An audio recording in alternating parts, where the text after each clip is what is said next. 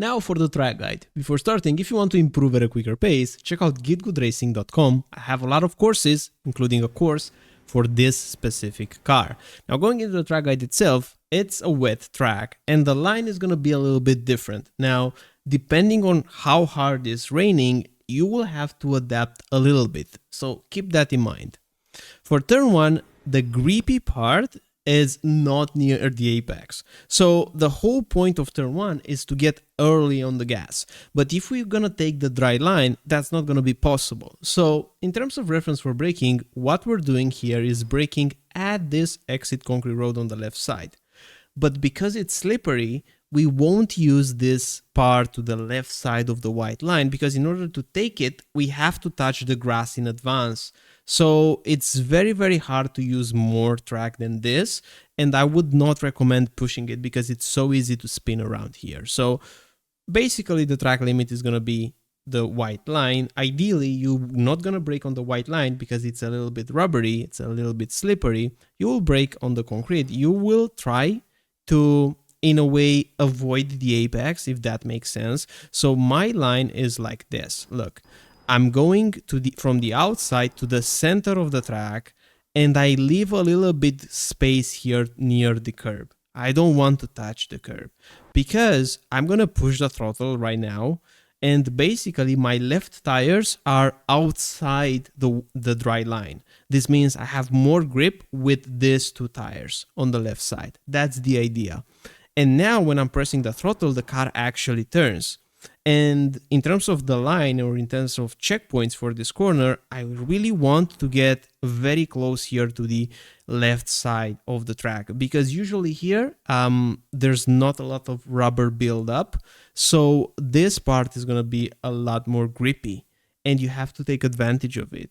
So if you compare it versus the dry lap, you're still going to trail brake up until to the apex, but just a little bit earlier than the apex, you're going to push the throttle aggressively and try to bring the car here towards the left side. And keep in mind, this was done with the fixed setup. The only thing changed was the, putting the wet tires. But if you want to go even quicker, I highly recommend checking Go Setups. We have a 10% discount code here. The setups are amazing, and their wet setup is so much stronger.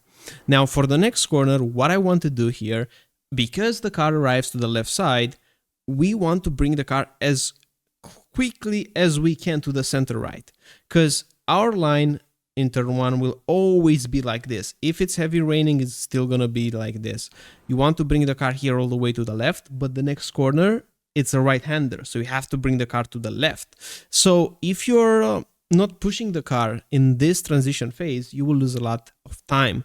And that's exactly what we want to do, bringing the car to the center right. Now, in terms of reference for turning into this corner, this is a bit difficult to do because you don't have a visual cue. You're going uphill. There's also dark outside.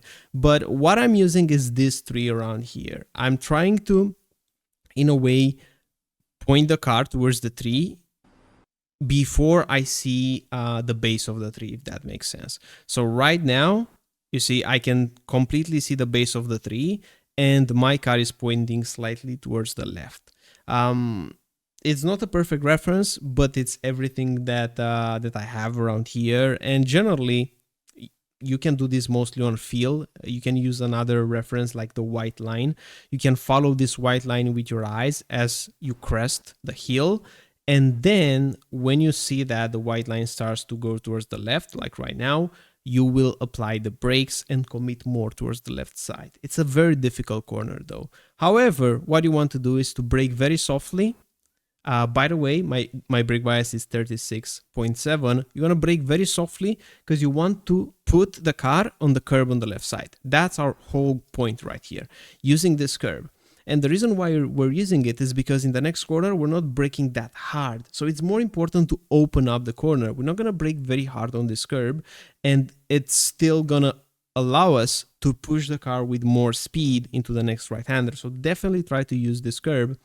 And now when you get off the curb, you're going to bump the pressure a little bit more and turn in third gear into this corner. Make sure you're pushing the throttle before you hit this curb, because this curb will slightly unbalance the car. And because it's raining, you will feel this effect a little bit more. So push the throttle preemptively, and then the car should be not all the way to the left side curb like you're doing in the dry line, but towards the left side without touching the curb. That's the idea. And from now on, we will just balance it with the throttle. We're trying to take the shortest spot around here, and we're going to upshift to fourth gear a little bit quicker just to make sure that we're not having wheel spin, bringing the car as close as we can to the white line, and then dropping the throttle, adding a little bit of brake, and then pushing the throttle once again. We really have to exploit these curbs because we're not braking, we're not steering a lot. It's almost like we're gliding on this downhill part, and we're trying to shoot the car as straight as we can. So it's super important to align them properly. And now once we land after this curb, we're going to be applying the brakes. We don't want to brake very hard, but we want to brake early, as you can see here, still holding the brakes. When I'm turning to align myself with the curb and to mount this curb, I'm dropping the brake pressure because I don't want to overload the tires. And then once I'm landing off the curb, I'm bumping the pressure again. In terms of apexing, you don't want to touch the left side curb. It's going to be really bad. So don't touch it. Try to take a later apex. In my case, I should have already been on throttle, but the car was slightly unbalanced from that curb. That's also a thing with that curb. It will slightly unbalance the car. It's not super consistent, but it's really quick if you're going to use it.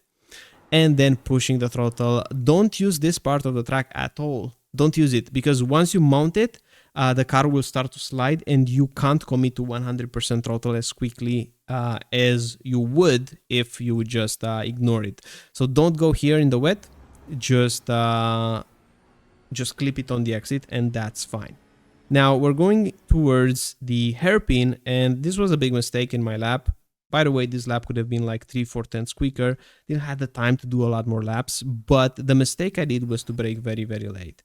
So you want to brake way before this white line, way before. It's better to brake earlier and softer and just getting very close to this inside part of the curb, because you will shorten the distance a lot. And when you're pressing the throttle, because the next straight is not that big, the exit doesn't matter as much. So right now what I'm doing is I'm over preparing the next corner by taking the long way around. Even though I can put the throttle way more confidently, I'm not gaining on the exit, because look, the exit is very short-lived. So instead, let's push more speed and basically let's shorten the distance in that corner. That's what you want to do. And for the hairpin, the moment that you straighten up the car, you're gonna be braking. Ideally, don't brake on this curb. This was also a little mistake in this lap. Just brake on the gold or white line. Turn into a corner in second gear and make sure you're not going towards this curb. You're not touching that curb. If you're touching that curb, then you're gonna lose a lot of time. So make sure not doing that. Make sure not braking very hard and getting to 100% throttle as quickly as you can. And now we just have a big straight and up towards the braking zone. So reference for braking around here will be kinda after the first white line on the track. So you see here we have the 200-meter board and we have a white line in front of the car.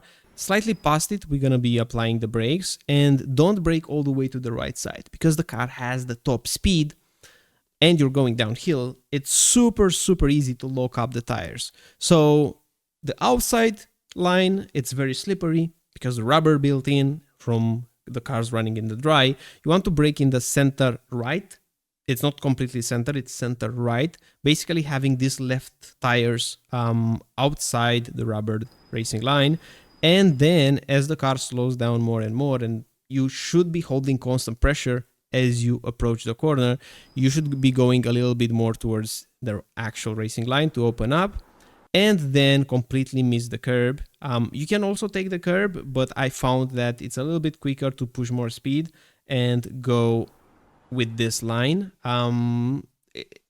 It depends. It's definitely going to depend, because if you're trying to follow up someone closely, it's better to just, save the tires and take the tighter line, brake a bit earlier. But for a hot lap, I think this is going to be a little bit quicker. Now dropping the throttle for this corner and then pushing back on. Don't go on this curb. It's going to be very slippery. And once you crest this hill, you should be expecting a loss in grip. So you should be dropping the throttle like this and then putting back up. Now, in terms of the line, because the car will start to slide towards the left. So in order to prevent that, you need to properly position it. So what I'm doing right now, when I'm going uphill, I'm already turning right because I want to apex around this white line, around this kink in the white line, to have my tire really close. And then you see my car gets pushed towards the left side, but it's still fine. You will turn a little bit later into this corner. This was again another mistake in my lap. I turned a bit too early, turn a bit later, and you should get away with just a small lift and then back to 100%, and that should be enough. But in short, that was the lap. Hope you like it. Hope you enjoy it. If you want to improve, GITGUDRacing.com and go setups. And looking forward to see you in the next one. Bye bye.